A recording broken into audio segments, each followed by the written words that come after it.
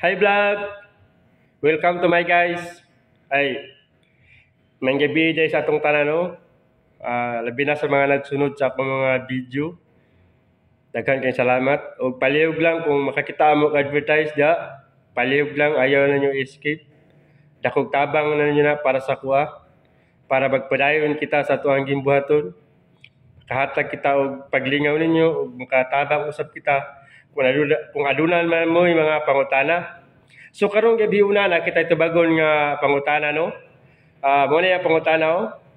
Mayong hapon, aas lang ko. Unsa gani ang tulo ka part sa misa?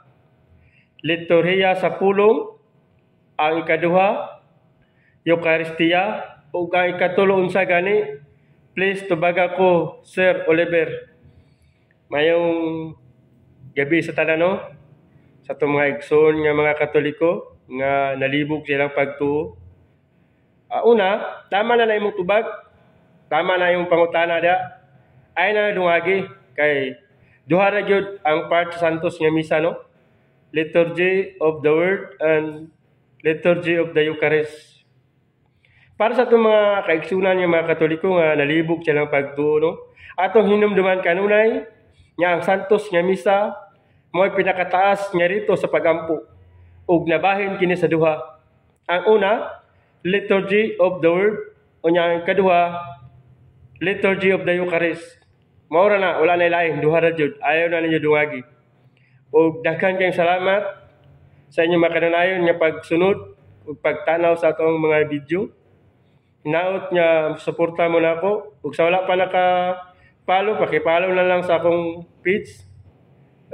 Joliver Flores, Tao Joliver. O ano pa, sa mga nag-add friend ako, no, sorry kayo, dili na kita mo ma-add, dili na mo ma-accept. Kay sobra na ta 5,000 ka followers.